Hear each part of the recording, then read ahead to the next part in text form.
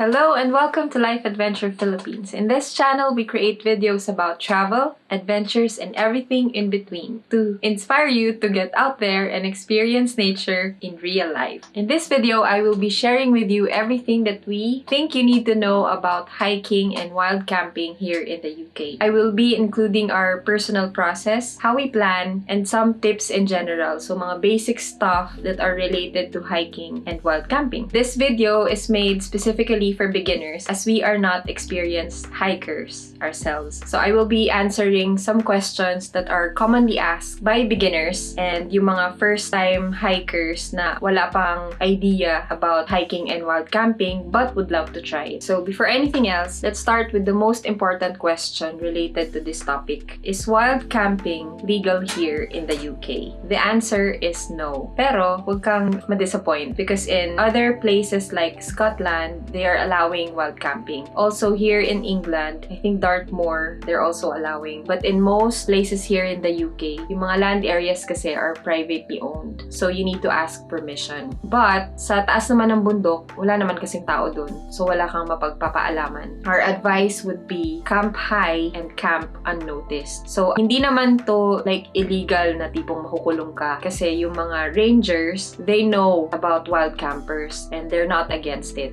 They are allowing wild campers actually kasi they know that wild campers have parang mountain ethics kumbaga. So they are responsible campers. So yun yung pinaka-important advice. Talagang leave no trace and camp responsibly. Kasi may mga campers na nag-iiwan ng kalat and sometimes iniiwan nila yung mga tents nila which is unacceptable, di ba? So as long as you're not causing harm to the environment and to the mountains, then I think it's alright na mag-wild camp. So let's proceed to the topic. So this topic will be divided into two categories. So the first one is planning and then the second one is yung mga tips namin related to hiking and wild camping. So first is planning and research. So i-discuss ko kung paano kami nagpa-plan from maghanap ng mountain, ng prospective mountain, until paanong makarating doon sa specific mountain na yun. So paano kami naghahanap ng mountain? First is, syempre, Google search. And then second, yung mga friends posts and recommendations. And then the last one would be Facebook groups. So very helpful yung mga Facebook groups kasi doon ka na-expose sa mga iba't ibang mountains dito sa UK. So yung mga mountains na hindi natin kilala, sa Facebook group makikita natin sila. So yun, Facebook groups are very helpful. So kung meron ka ng prospective mountain, what's your next step? Syempre, kailangan mo alamin kung paano makarating doon sa specific mountain na yun. So how do we search for the directions and how to get there? So number one, Google Maps. Kasi dito sa UK, widely used ang Google Maps kahit saan ka magpunta. And then, yung Google Maps, sasabihin niya din kasi sa'yo kung ilang hours, kung ilang miles, and then kung ano yung best transportation na gagamitin to get there. And then, second is Facebook groups pa din. Kasi usually, yung mga people na nag-share ng mga mountains na hinahike nila, usually nag-i-include na din kasi sila ng mga simple how to get there sa description. And then, the next step would be, kung alam mo na kung paano makarating dun sa specific location, ang next na aalamin mo naman, study the mountain naman. So, kailangan mong malaman yung mga available routes and which route is appropriate to you, to your level of fitness. So, ano naman yung best app to search for the appropriate route? That will be View Ranger app. For us, yun yung best app kasi magagamit mo siya kahit offline. So, in short, magagamit mo siya sa bundok kahit walang wifi, kahit walang data. And, of course, specific yung mga routes for the mountains kasi nakalagay din doon yung elevation. So, hindi lang siya basta yung layo, hindi lang din siya basta yung simple navigation. But, mabibigyan ka rin ng idea kung saang part yung tataas, bababa, and gaano siya kataas. So, parang mape-prepare ka din kapag aakyatin mo na yung route na yun. And then, so kung alam mo na yung route, ang next step naman is, kung mag-wild camp ka, kailangan maghanap ka ng campsite. So, hindi naman, kumbaga, sa isang bundok kasi, hindi naman lahat ng area niya pwede mong pagtayuan ng tent. So, important na makahanap ka ng best na campsite. So, paano natin hahanapin yun? Again, Facebook groups again. Kasi yung mga nagpo-post na mga umaakyat ng bundok, usually, pinopost din nila kung saan sila nagka-camp. Usually, dito sa UK, lalo na sa bundok na maraming lakes, usually, yun yung mga best na campsite sa tabi ng lake na nasa gitna or nasa paakyat ng summit. And Google Maps din. Since makikita mo yung elevation, so makakakita ka ng area na flat. Pero kasi, di ba, iba naman kapag kita mo lang siya sa Google Maps, iba pa din pag makikita mo na yung picture ng actual na tao na nag-camp doon sa area na yun. So somehow mabibigyan ka ng idea kung ano yung itsura talaga nung location. And then, so let's say na nakahanap ka na ng campsite, ang susunod naman na aaralin mo is yung water source. So, important na malaman mo kung may water source sa mountain na aakyatin mo. Kasi, mapaplan mo kung gaano karaming tubig yung kailangan mong dalhin. So, for example, nung umakyat kami ng Lake District, since Lake District siya, so known yung place talaga na maraming lakes. So, obviously, marami ding water source. So, ang dinala naming tubig is 2 tumbler lang. Kasi the rest, kinukuha na namin sa stream. So, nag-iigib kami sa stream and then nagdala lang kami ng water filter to filter the water para safe siyang inumin. Also, important din na malaman mo kung abundant yung location sa water kasi naka-base din doon yung pagpa-plan mo ng food or ng meal kasi may mga food na mga dry food na kailangan ng water para lutuin, para makain. Okay, next. So, let's go to food and meal planning. So, ano yung mga kailangan i-consider? Syempre, number 1, kailangan lightweight. Kailangan madali lang lutuin, madaling initin, and kailangan i-consider mo din yun nga yung water source dahil may mga food, mga dry food na kailangan ng water para maluto and para makain. And then, learn from vlogs again. So, yung mga vlogs ng ibang tao na umaakit ng bundok kasi malalaman mo din kung ano yung best like mga brand or mga type of food na madaling dalhin and madaling kainin kapag magka-camp ka na. And then, so let's say na meron ka ng prospective mountain, alam mo na kung paano makarating doon, alam mo na yung mga route, and then nakapag-plan ka na rin kung anong kakainin mo and study mo na din yung bundok. Ang next naman is what to bring. So, itong what to bring na to, it's very general kasi sa lahat naman ng bundok applicable to. So, number 1, syempre, ang important is hiking shoes. So, kailangan mag-invest ka talaga sa good hiking shoes kasi yung mga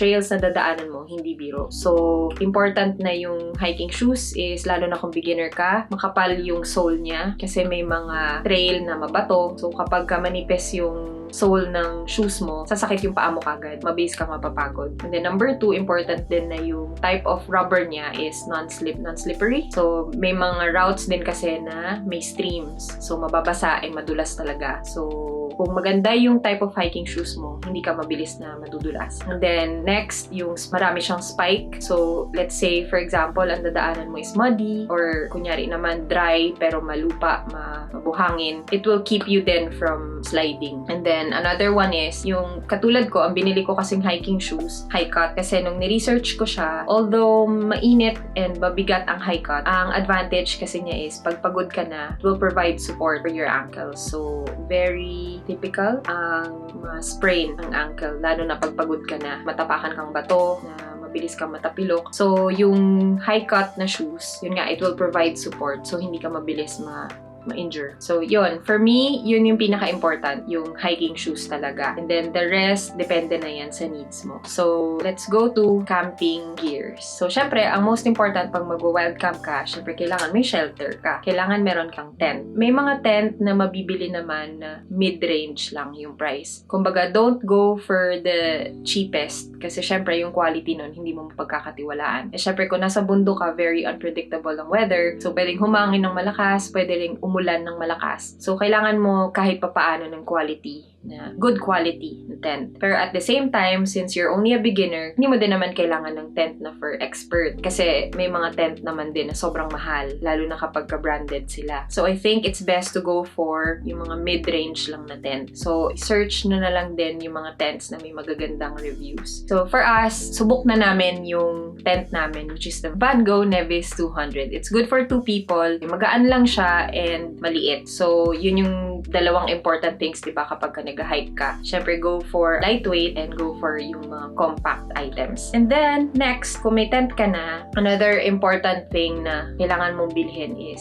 sleeping bag. Syempre, kasi kung nasa loob ka ng tent, hindi naman makokontrol ng tent yung temperature. So, kung malamig din syempre sa loob ng tent. So, important din na may maganda kang sleeping bag. Ang mga differences ng mga sleeping bag is yung kapal nila. Pag bibili ka ng sleeping bag, makikita mo actually labeled sila kung hanggang ilang temperature yung kaya ng sleeping bag. So, sa amin, ang binili namin is, ang maximum temperature na kaya niya is 0 degree. Kasi parang wala naman kaming planong mag-wild camp during the winter. So, kaya yun yung type of sleeping bag na binili namin. Kasi, syempre, the lowest the temperature na kaya niya, mas makapal and mas malaki yung sleeping bag na mabibili mo. Unless bibili ka ng mamahalin and talagang branded na sleeping bag. Meron kasi sila yung tipong manipis lang, pero kaya niya yung mababang temperature kasi nga yung material na ginamit. So, yun. And then, yung susunod na kailangan mo is mattress. So, bakit important na bumili ng air mattress kung meron ka naman ng sleeping bag? Kasi still important na, kumbaga, meron ka pang another layer that will separate you and your sleeping bag from the ground. Kasi kung mag-wild camp ka, syempre, magtatayo ka ng tent sa lupa. And yung lupa na yun, yung lupa ng mountain, sometimes parang moist yun. And sobrang lamig nun, lalo na sa gabi. So, kung nakadikit ka or yung sleeping bag mo sa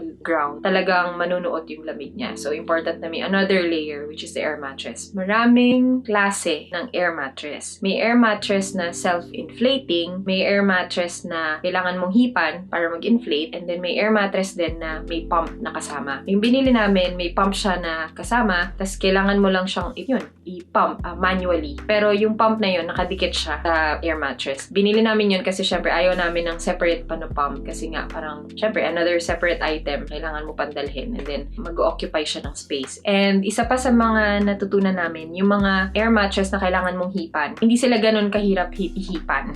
So, kasi meron kaming friend na ang dala niya is hinihipan na air mattress. Mabilis lang siya actually mag-inflate. Kasi kung ang worry mo na baka syempre akit ka ng bundok, pagod ka na, tapos pagdating mo sa taas, maghihipan ka pa ng air mattress. It's fine. Kasi parang made sila for that. Next one is kung magwa-wild camp ka na hindi pa summer or medyo malamig pa yung temperature, best na din na magdala ka ng thermal sheet or insulator. So, yun yung parang silver na sheet. Kasi yung mga thermal sheets, parang ipe-prevent nila yung lamig ng ground na matransfer doon sa air mattress mo and then doon sa actual sleeping bag mo. So, it will help din na, yun nga, ma-prevent yung pag-transfer ng cold.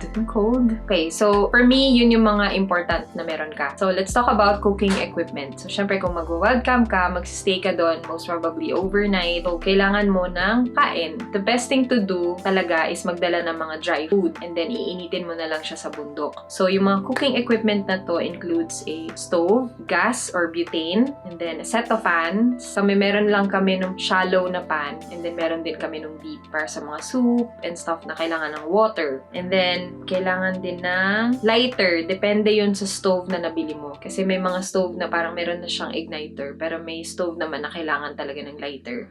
And then, kailangan mo rin ng water filter. Yun ay kung sensitive yung tiyan mo sa water. Siyempre, yung mga water naman na galing sa bundok, kumbaga safe to drink naman sila. Pero just in case, just to make sure na drinkable talaga sila, best to buy a water filter. So, itong mga next items na babanggitin ko are optional because they are based from my experience. So, depende na lang yon kung ano yung mga personal needs ninyo. So, first would be medicines. Pero hindi mo naman kailangan magdala ng sangkatutak ng mga gamot. So, for me, since asthmatic ako, I always make sure na dala ko lagi yung puff ko. And then next would be pain relief. So, lagi kami may dala na kahit paracetamol kasi hindi naman advisable na mag-hike ka when you're in pain, especially, for example, headache, ganyan. In my case, since mabilis akong lapitan ng mga insekto and madalas akong kagatin, I always bring insect repellent. So, na-try ko nang magdala ng insect repellent na spray type. Na-try ko na rin yung lotion. And recently, binigyan ako ng kasama naming mag-hike before ng bracelet siya na may citronella scent. So, for me, so far, yun yung best kasi hindi siya mabigat and hindi siya bulky.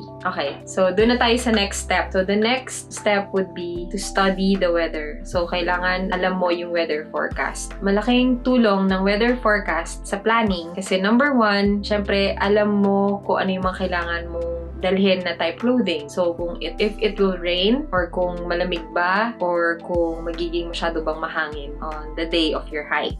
And then, also, important din na malaman yung weather kasi syempre, kung sa tingin mo ba, kakayanin mong mag-hike on that specific type of weather. So, at least may chance ka to change your plans and then to pick another mountain na lang. And best app naman for us to check the weather sa mountain is the Met Office. Kasi syempre, iba pa din yung weather sa taas ng bundok as compared to yung weather forecast na pinapakita sa mga cellphone natin na weather lang siya sa baba ng bundok. So, yung next na kailangan mong aralin is the transportation. So, magkakaiba lang yan if you have a car and if you're a commuter like us. Kasi kung may sasakyan ka, then ang kailangan mo lang malaman is kung gaano kalayo yung area from your place and also kung yung actual directions na mapaprovide naman ng Google Maps. And then kung commuter ka naman, also Google Maps will be helpful for you kasi ibibigay niya yung best route na kailangan mong i-take. Like for example, kung kailangan mong mag-take ng train, ng bus, maglakad, etc. Kung commuter ka, it's always best to know about yung time ng travel ng mga train and ng bus. So kung anong service din, kung anong type of train yung sasakyan mo, anong type of bus, ganyan. So, sa experience namin, marami na kaming na-experience na naiiwan kami ng train or naghihintay kami ng matagal kasi hindi namin napag-aralan ng mabuti kung ano yung timetable ng mga bus services. And also, na-try na rin namin maglakad kasi zero talaga. Wala kami talagang masasakyan at all. So, yun na yung everything about planning. Ang next na topic naman natin is yung mga tips namin. So, these tips and advice naman namin. Disclaimer lang, so hindi kailangan na itong mga tips namin and advice ay sundin nyo. Kasi syempre, based pa rin to sa personal experience namin. So, depende na lang to sa mga needs din ninyo. Ano ba yung mga commonly asked questions ng mga beginners? So, let's say, nandun ka na sa pinaka-prospective campsite mo. So, ang magiging tanong kasi sa utak mo is, saan ako magtatayo ng tent mismo? So, ano yung pinakamagandang location? For us, sa tingin namin, pinakamagandang location is number one, syempre dapat flat yung surface. Kasi na-try na rin naming magtayo ng tent na paslant. Ang hirap kasi talagang habang natutulog ka, magsaslide ka pababa. So, best pa rin na flat and even yung surface. Na-try na rin naming magtayo ng tent na medyo mabato. So, mahirap din siya kasi mararamdaman mo talaga yung bato habang natutulog ka kahit na may air mattress ka. And then, next, maliban sa flat surface and even, important din to consider yung wind. So, pinakamaganda na spot, yung protected ka from strong winds. Kaya hindi namin masyadong pinipili ang summit. Although maganda sana kasi maganda yung view, pero kapalit naman nun, sobrang lakas ng hangin. So, hindi ka rin makakatulog. Mas-stress ka talaga sa gabi kasi feeling mo liliparin yung tent mo kasama ka. And kung hindi, syempre hindi ka naman talaga liliparin. Sa sobrang lakas ng hangin, maingay yung tent. So, hindi ka talaga makakatulog ng mabuti. Paano makakapili ng spot na supported from strong winds? So, yung mga napili na namin before na hindi masyadong malakas yung hangin, nasa gitna, kumbaga napapalibutan kami ng mga bush, and then may experience naman kami before na may malaking bato na nakaharang tapos dun sa kabilang side nang gagaling yung hangin. So yun, na-protect kami ng bato. Tapos, next naman na ideal na camping spot is near a water source. Pero make sure na hindi wet surface. So, bakit near a water source? Kasi syempre, pag nakapag-camp ka na, that's the best time na din syempre na magluto, and then yun na din yung best time na mag-igib ng tubig para sa hike mo kinabukasan. Next tip and advice would be, don't stress yourself too much with the things that you need to bring and what you don't need to bring. Just pack whatever you think you need, and then eventually, kapag ka nag-hike ka ulit and nag-wild camp ka ulit, malalaman mo talaga kung ano yung mga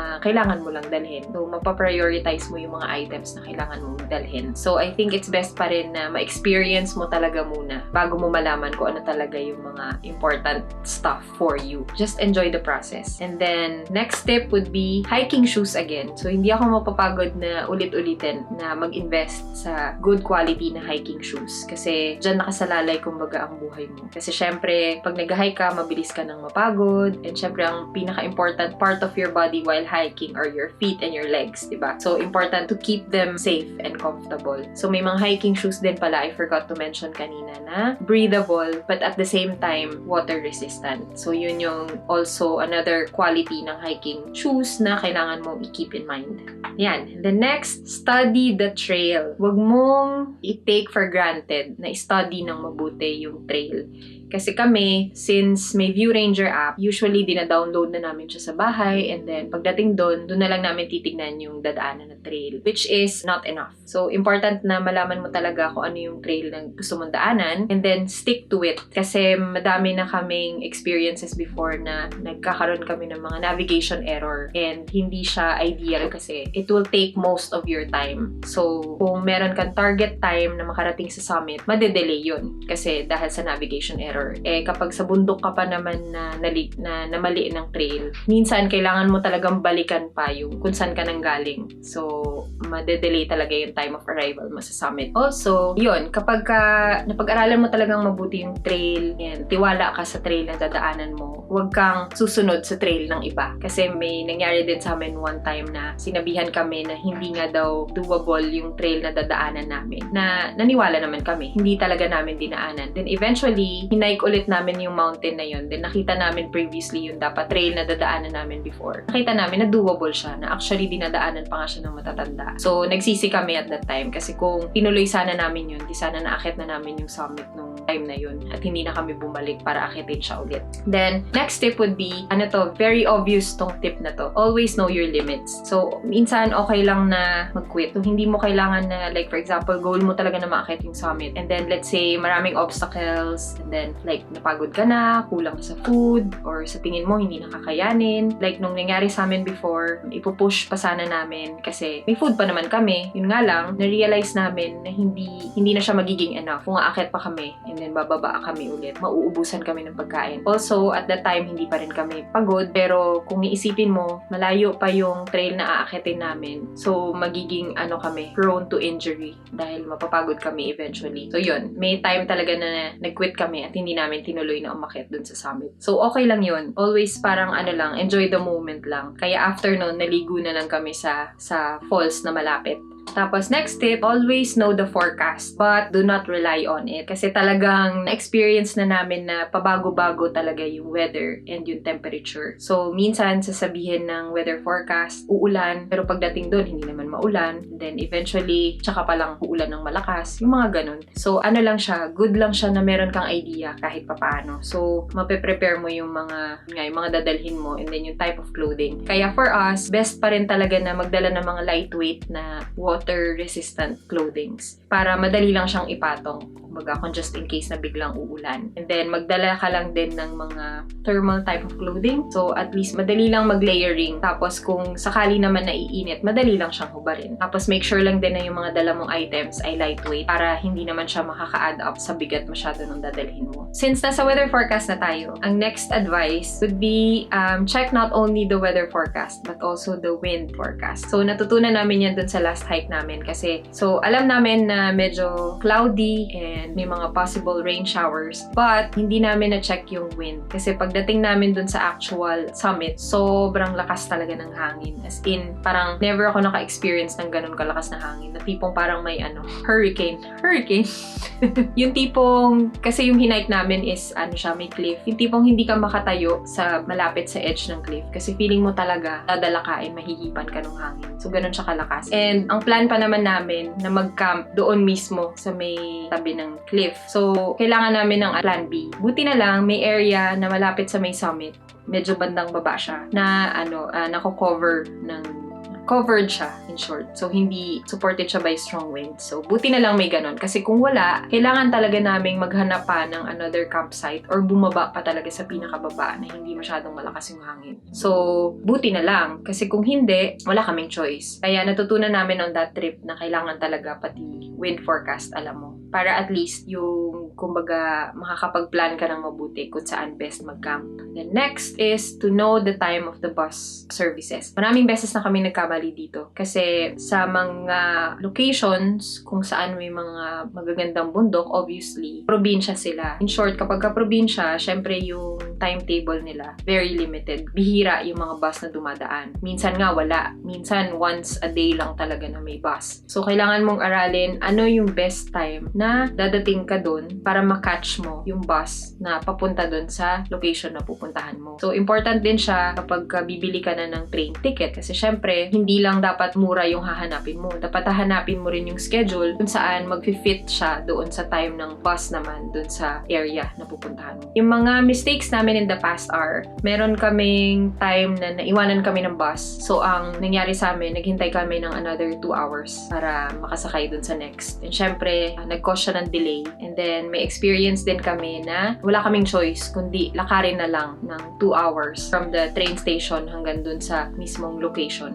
Kasi walang available na bus na hindi namin ine-expect. So, kumbaga parang yung mindset namin, hindi namin ine-expect na maglalakad kami. So, ano siya, hassle siya. So, in case of emergency naman, mag-register sa 999 prior to your hike para if anything happens during your hike, madali mo lang matatawagan yung 999 kasi naka-register ka na. Best din na mag-download ng What 3 Words na app. So, magagamit tong app na to para yung mga mountain rescue team will be able to locate you faster. Kasi syempre, sa bundok, wala namang parang accurate, kumbaga, ng mga landmarks. So, etong What 3 Words na app, parang meron siyang system na malolocate ka accurately. The last tip about emergency is always let someone know where you're going. And then, always bring cash and something to identify you with, like ID card. In my case, mahilig akong magdala kahit saan ako magpunta. So, lagi siya nakalagay sa bag ko. A photocopy of my passport and my BRP. Para at least hindi ko dala yung actual document. Kasi syempre, pag nawala yun, mahirap na. Pero at least meron akong copy. So, at least madali kang ma-identify if something happens to you. And then, so itong next 3 questions are very basic, commonly asked, although alam naman natin talaga kung ano yung sagot. Yung unang question, paano ka makakatulog ng maigi sa tent? So, ang experience namin dito is, nakakatakot minsan, lalo na pag wild yung imagination mo. Kung mahilig ka manood ng mga horror films, yan, dyan papasok yung mga imagination mo during the night. Kasi syempre, madilim, wala namang mga lamppost doon, and ang ilaw mo lang sometimes is yung light ng moon.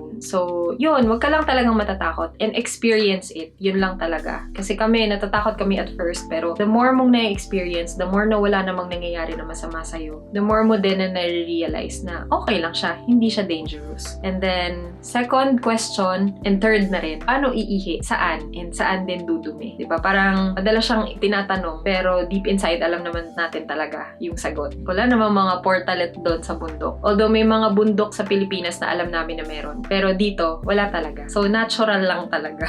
So, isipin mo na lang kasi marami din mga mountain sheeps. And doon lang din naman sila tumatae sa grass. So, yun. Ang advice ko lang dito is, iwasan mo na lang din gumamit ng mga wipes. Yun lang. Saan iihi? Doon lang din. Sa bundok, sa damuhan. Make sure lang na walang makakakita sa'yo. So, siguro, gawin mo lang siya responsibly. And make sure lang din na kung saan ka man iihi or dudumi, hindi siya malapit sa water source. Kasi keep in mind lang din na yung water source is iniinuman ng tao, iniinuman din ng mga hayop. Pipili ka lang ng magandang location, pipili ka lang din kung saan hindi ka makikita, walang makakakita sa'yo, and make sure lang din na yun nga, hindi mo siya tatapalan ng plastic o hindi mo siya tatapalan ng wet wipes. Kasi hindi naman biodegradable yung mga items na yun. Yung iba, kung talagang nahihiya ka, pwede mong takpan ng bato. Yung bato na makikita mo lang din dun sa tabi-tabi. Okay, so that's it. Thank you for watching, and I hope that this has been a helpful video for you if you're a beginner too, na wala pang masyadong idea but would love to try hiking and wild camping in the future. And don't forget to subscribe to our channel if you're interested in travel videos and travel-related contents like this one. And stay safe out there, and always remember to travel wisely, travel responsibly, and always leave no trace. Bye!